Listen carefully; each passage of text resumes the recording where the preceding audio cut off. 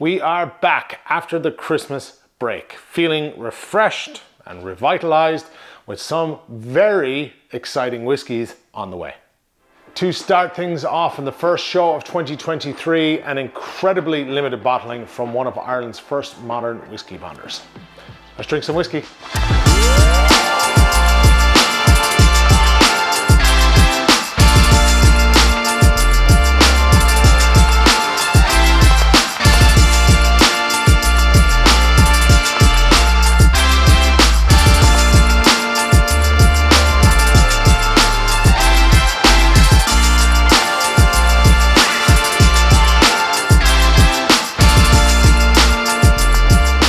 Welcome to Whisky and Whisky. I'm the Whiskey Chaser Brian here in Christy's bar, Kilkenny. Hope you're keeping well. Happy 2023.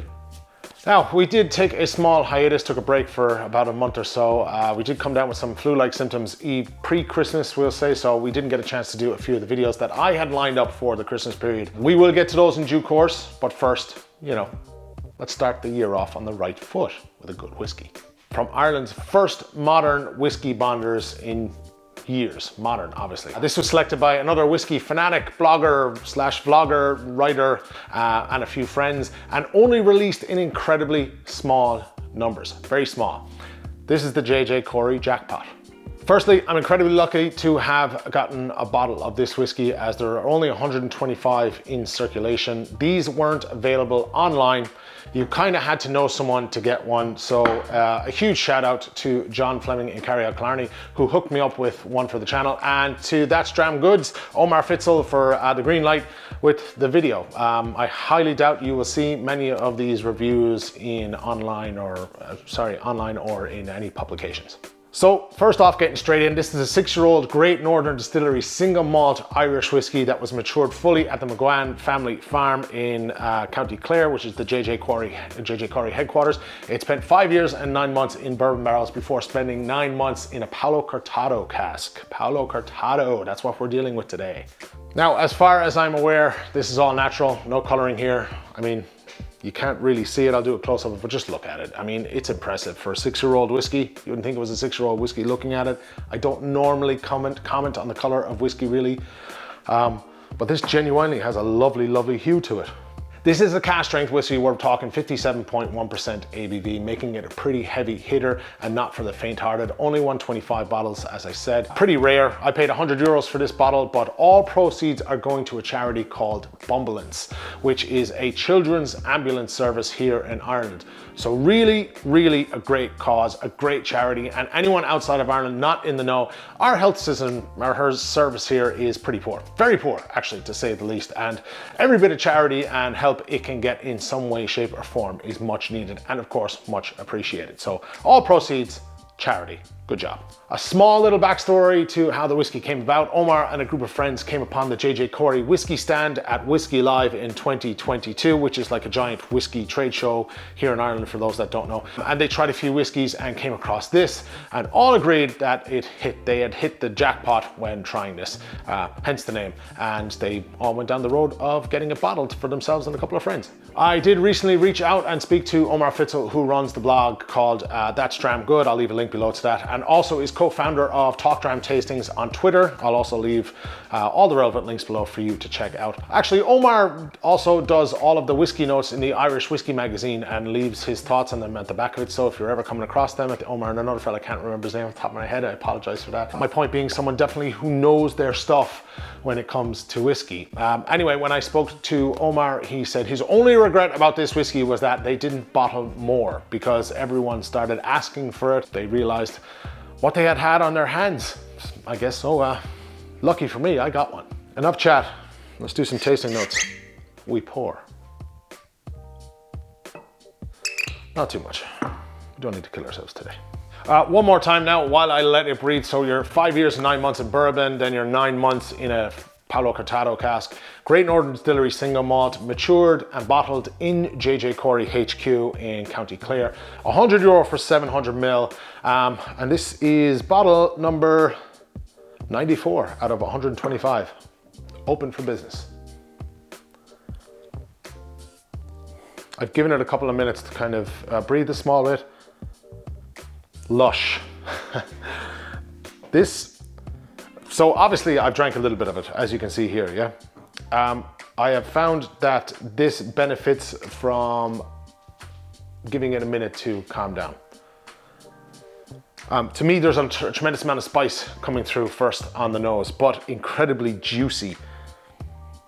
Again, very lush. The ABV is hidden a slight bit, but what's coming through is, or sorry, the alcohol content is hidden a small bit, but what is coming through is that spice. On the nose, as you would expect with Palo Cortado Cask, you're getting a lot of dark fruit notes. I'm definitely getting a raisin in there, definitely getting a little bit of dates.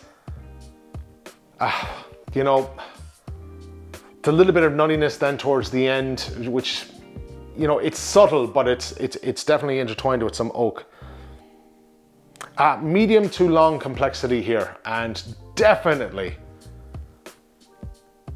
a little bit of plum to me on the nose, which is kind of, you know, that's nice. I don't get too many plums. I don't actually drink too many Palo Cortado finished whiskies. I should, because that's a different element to a PX or, you know, just standard sherry. It's quite nice. Like I said, medium to long complexities. There's a little bit of confectionery there as well. Kind of like an icing sugar on top. Oh yeah, of course. And then you're getting into the Great Northern Distillery malt, which we've had 6-year-old, the Christy's Bar single cask is a 6-year-old single malt from G&D. And same thing again, those orchard fruits kind of coming through at the end. You have all that Palo Cortado influence at the front. And then I am getting those beautiful malt notes that come through. You know, I always consider them, I say malt notes, but to me it's orchard fruits, and I think apples and pears when I think single malt for me. But that's at the very kind of, the very end there. That's very lush. All right, let's have a little up. Let's launch it. First one of the day. Spice bomb, straight away. It comes out punching. 57.1% ABV is shining through there. Plenty of spice, but loads of that kind of plum and raisin sweetness coming through. Very, very, very, very juicy. A little bit drying on the palate at first, nothing major, but then you're getting your orchard fruits. Here, I'm gonna have another sip, Slancha. Yeah, your orchard fruits. A little bit of dark chocolate there. So definitely some plum. That's really shining for me. A lot going on, you know, very juicy. Again, medium to borderline full complexity on the palate and the nose. There is a little bit of touch of bitterness there, which does remind me of the dark chocolate. Again, raisins, dates, they're prevalent. That little bit of sweetness at the front. I see, hold on, Slancha. Yeah, that little bit of sweetness at the front is more from the raisin, kind of to me, and plum. That confectionery sweetness that I said was on the nose, not so much there on the palate, but I'll tell you what's not there on the palate is that little bit of nuttiness. A hint, a dusting of it, but a little bit more oaky towards the end than anything else. But the more you drink this, the more it opens up. And it's not like a PX where it's overly juicy and syrupy, or it's not like a sherry where it's overly drying. It's kind of a nice balance of the two, where you're getting not so much dryness, but you're not getting that overwhelmingly syrupy note, if that makes any sense whatsoever. To me, Palo Cortado, that's what I'm thinking now, because I don't drink much of the Cortado stuff. So one more, why not? Why not? Yeah, it's delicious. Again, finish wise, the spice is still carrying through from start to finish. Little hint of nuttiness on the end. Those orchard fruits in the G&D single malt coming through, but after the kind of wildness subsides a little bit, that spice just won't quit. I'm gonna call it a chili spice.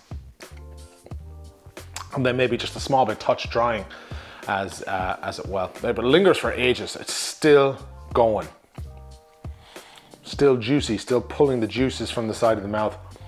Drying out a little bit more now as you finish off, but definitely leaving you wanting more, to be honest with you. One might say that that's dram good. Sorry. So yeah, there you have it. The Corry Jackpot. Really kind of impressive single malt for the age statement. Very kind of full-bodied, juicy, and you know, the complexity is certainly there. Again, I really don't think you would think that that was a 6-year-old single malt. The only thing I will say, because you can't be perfect in whiskey, no whiskey is perfect, it's not for the faint-hearted. There is a tremendous amount of spice here. The cask strength whiskey lovers, drinkers will eat this up. It is a spice bomb, but it might be too much for some that would say drink cask strength a lot of the time. Didn't give me heartburn, so that's a thumbs up for me. But yeah, not for the faint-hearted, certainly for the more kind of seasoned cask strength whiskey drinker. I didn't add water. I never add water to my whiskeys. I don't like to add water to my whiskey. I prefer drink it as it stands. That's why I don't add water to these things. Normally at this stage I would generally comment on the price of the bottle, but I'm not going to do that today because all proceeds for this went to a fantastic charity. So fair play to everybody involved. It's a nice little touch there. I do hope you managed to raise enough funds for the charity. I will leave a link down below should anyone want to get in touch in the future with the charity and donate to a worthy cause, because I think it's worthy and I like when people do things for charity, because why not? It's good. It's nice to be nice. And that is it for me this week. Thanks again to John in Carryout and Omar and the rest of the crew behind the scenes. Really appreciate it, really enjoyed this. I'm sure those that have had it also have really enjoyed it. It is a tremendous whiskey. Fair play to all involved. And thank you very much to Christy's for the backdrop. We're definitely back for 2023, and what a way to start off the year with something incredibly rare. I might put this up on Rare Whiskey Wednesdays, we'll see. But yeah, we'll see you next week for more whiskey. We'll chat soon. Sláinte. Thank you.